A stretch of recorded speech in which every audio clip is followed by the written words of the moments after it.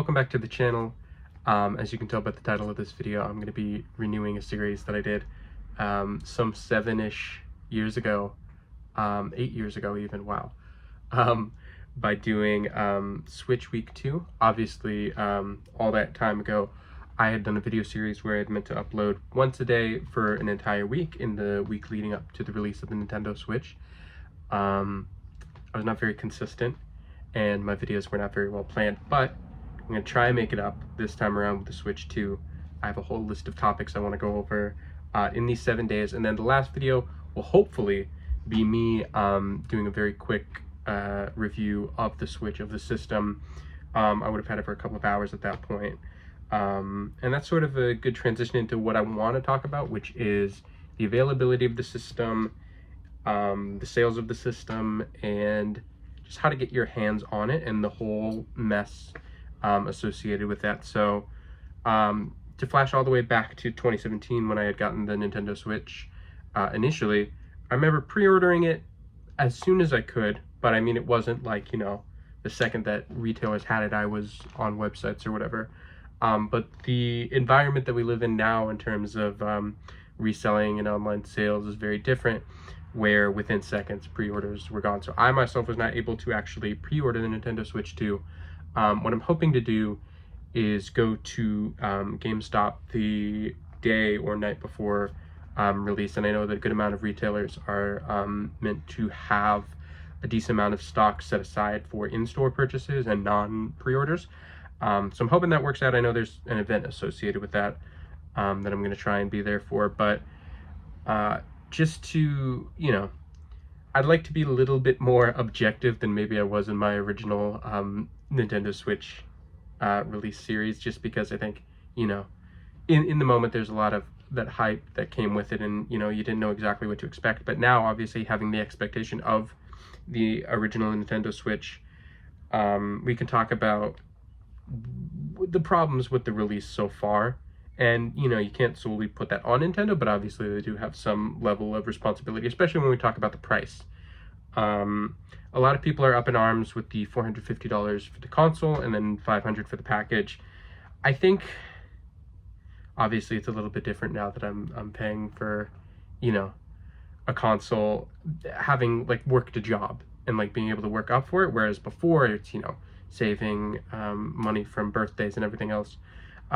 It's a different dynamic, obviously, but I don't think that the price is terrible, and I know that might be controversial, but I think when you take into account the price of everything in general, particularly technology, I'm not saying that the $500 represents the technology that you are being sold, right? You are still being sold a Nintendo product, and what comes with that is the availability to all of their titles, which will also be a different discussion about pricing. That is a whole other can of worms, but my initial reaction, and even now still, I'm not pleased to be paying $500 to get the Switch and Mario Kart, but I also understand ultimately that that's just, you know, the price of consoles, and we can talk a little bit in the upcoming videos about what exactly it is that you're paying for in terms of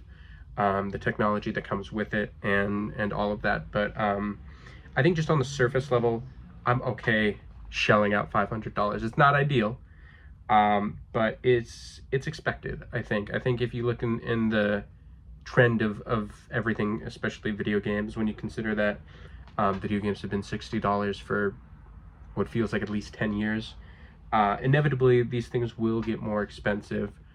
Granted, they might be less expensive to make now, but, you know, it's par for course. And I think that to transition a little bit to the pricing of games, I think the fact that Nintendo has left the door open a bit with the idea of variable pricing, where, you know, Mario Kart World is $80 versus the new Donkey Kong game being $70, I think that leaves like a little bit of room to you know, price based off of the actual size of the game, or maybe the completeness of a game.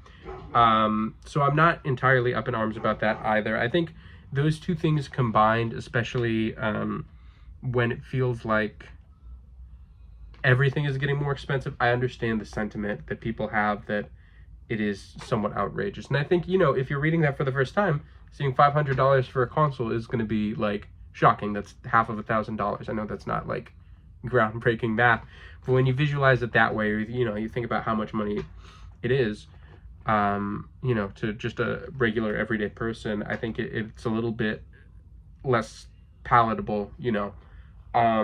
But to transition all the way back to what I was initially talking about, which was the sales and lack thereof, I guess. I know there have been issues with pre-orders and people's orders being canceled, which only, you know, ultimately will drive up the demand of it.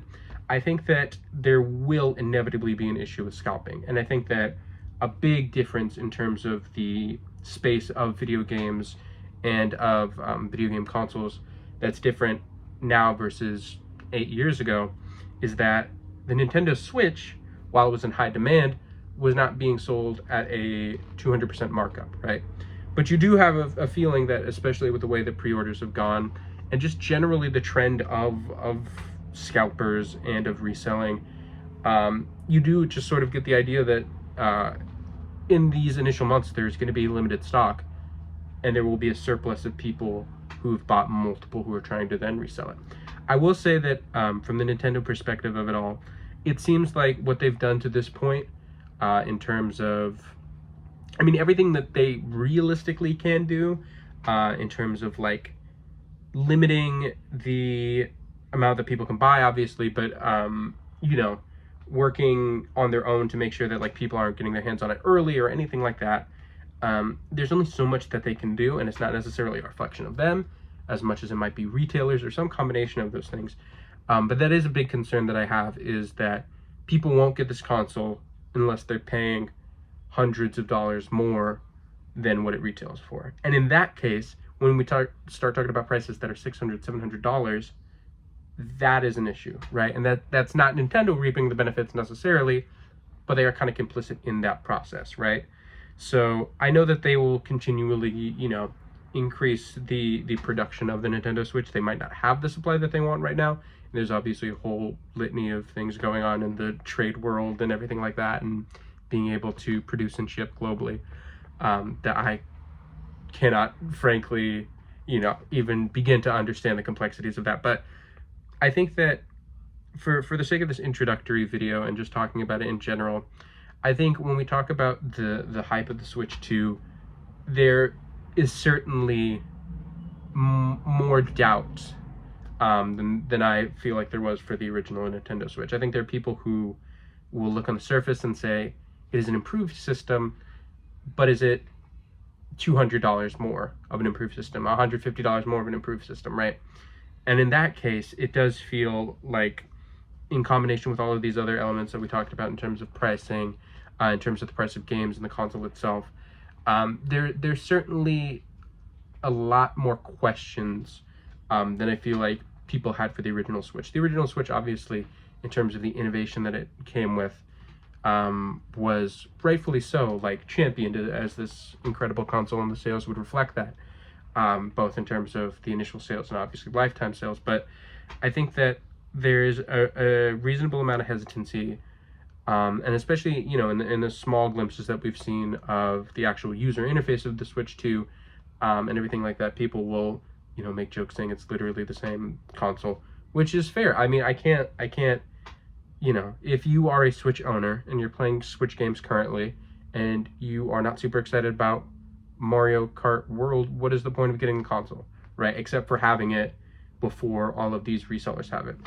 So I would say, just as like a final note, I understand people's hesitancy, and I understand the cause for concern in terms of pricing, and I'm hoping that this is something that evolves, and it's not something that, like, we will continue to be, you know, fighting this war for lower prices. I think that Nintendo themselves understand that releasing a $500 console and having $80 games will have significant pushback. It's just a matter of how they respond in terms of what they are doing as a company. And I think in you know, maybe they ultimately do something because they're fighting that public perception, right? So this has been episode 1. Just wanted to get a lot of the more, questionable, debatable, controversial things out of the way first when talking about getting our hands on the console. And then progressively I'll talk about more exciting and interesting aspects of the Switch 2 in terms of technology, in terms of upcoming games, in terms of lifetime support.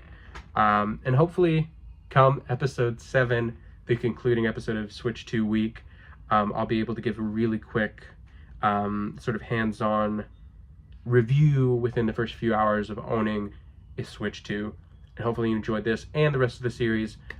So thank you for listening to me ramble, and I hope to see you for the next episode. Thanks.